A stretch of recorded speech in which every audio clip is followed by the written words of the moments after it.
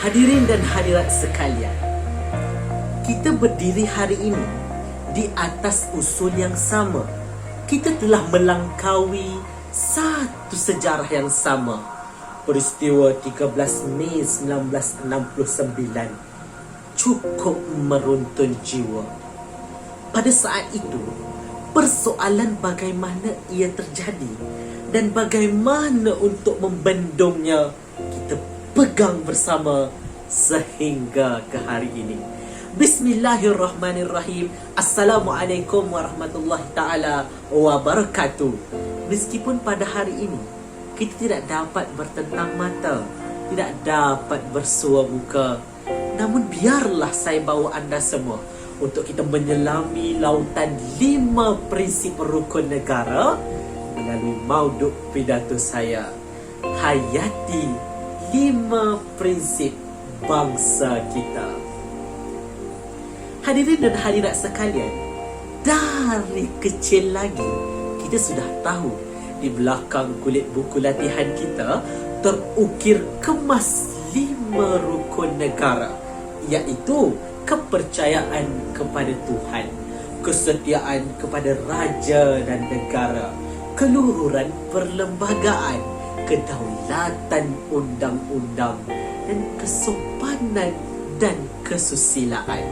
5 prinsip ini telah digubal mengambil iktibar daripada sejarah peristiwa berdarah 13 Mei 1969, yang mana juga telah mengubah diaspora baru dalam rakyat negara kita, yang mana dulu hanya datang untuk menoreh getah, dulu hanya datang untuk mencari biji timah. Akhirnya hari ini kita berpegangan tangan, kita berganding bahu untuk membangunkan negara Malaysia yang tercinta. Tuan-tuan dan puan-puan sekalian, prinsip pertama rukun negara, kepercayaan kepada Tuhan. Menurut Perlembagaan Persekutuan Artikel 3/1, agama Islam adalah agama rasmi dalam negara kita. Tetapi agama-agama lain boleh diamalkan secara aman dan damai di setiap bahagian persekutuan. Prinsip keempat rukun negara pula, kedaulatan undang-undang. Dalam memaknakan erti kedaulatan undang-undang ini, pihak berkuasa dalam negara kita tidak pernah menutup sebelah mata, tidak pernah menutup sebelah telinga untuk membantras setiap kesalahan-kesalahan undang-undang dalam negara kita.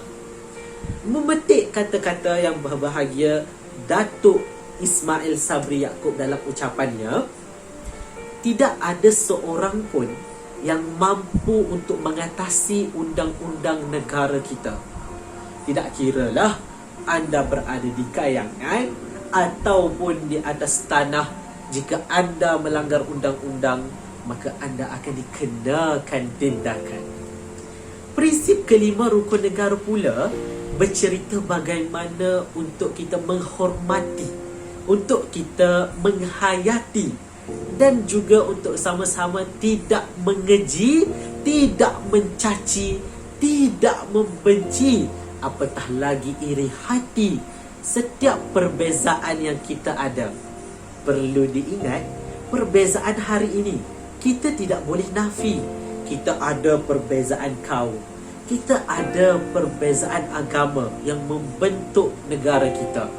Namun perbezaan inilah yang sepatutnya kita raih, kerana perbezaan ini telah membentuk satu identiti unik dan rasmi serta identiti baru bangsa Malaysia.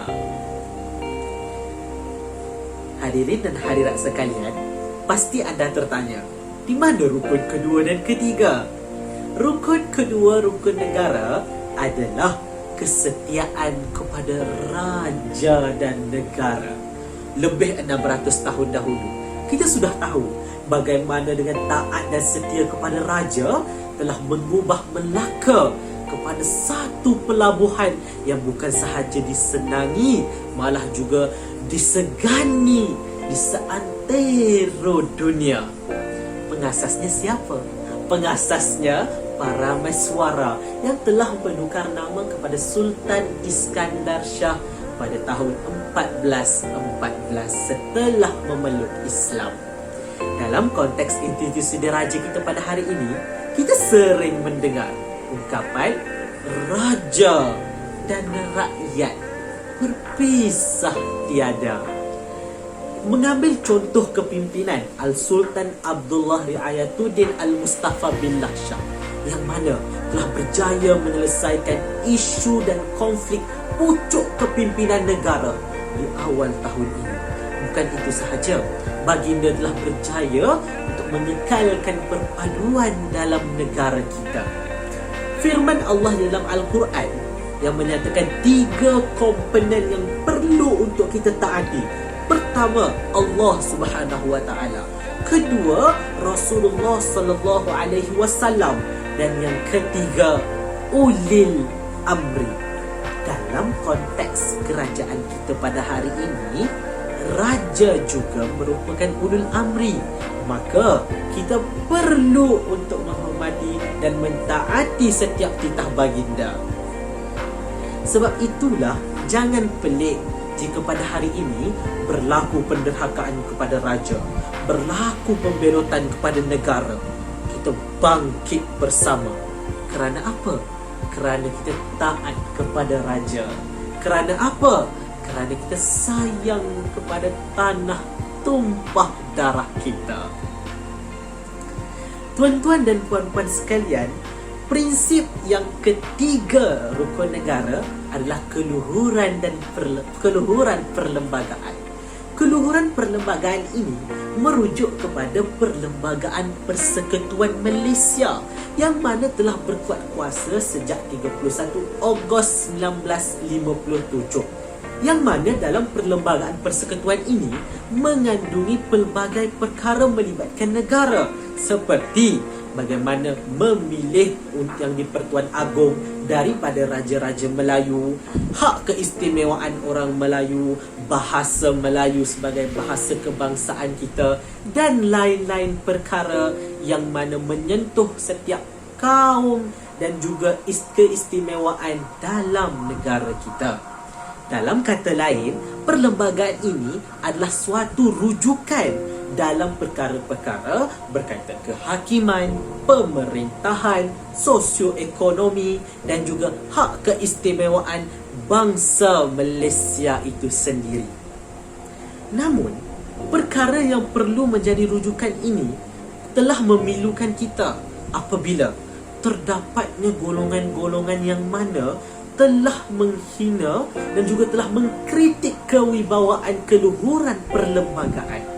Perkara ini sepatutnya tidak pernah berlaku dalam masyarakat kita.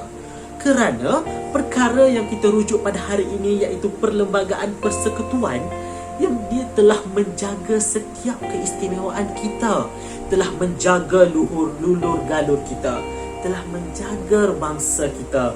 Maka jangan pernah sesekali untuk kita mempertikaikan kesucian luhurnya perlembagaan kita. Tuan-tuan dan puan-puan, jika hari ini saya tanya anda semua, inginkah kita lihat pada suatu hari nanti agama kita sudah lagi tidak ditaati dengan baik? Ada wujudnya ekstremisme dalam negara. Raja tidak lagi disanjung, negara tidak lagi disayang. Pada ketika itu, kesucian perlembagaan telah dicemari nista dan dosa. Pada ketika itu juga, kedaulatan undang-undang entah ke mana. Kesopanan dan kesusilaan hilang ditelan masa. Adakah anda mahu?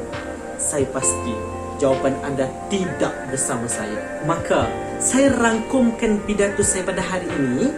Jika kita letakkan kepercayaan kepada Tuhan, seterusnya kesetiaan dan kesayangan kepada negara serta raja pada hari ini tidak berbelah bahagi, akan membawa kepada penjagaan sucinya keluhuran perlembagaan kita. Seterusnya akan lebih mendaulatkan undang-undang dalam negara.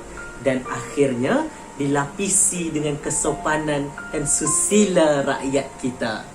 Sesungguhnya, 5 prinsip rukun negara ini bukan dicipta untuk melengkapkan kuota sesebuah negara.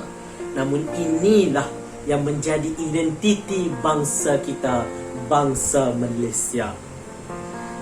Dengan penekanan terhadap kesetiaan kepada raja, menjaga kesucian luhurnya perlembagaan kita, kita terus pahatkan dan semaikan bukan di atas para tapi di dalam jiwa.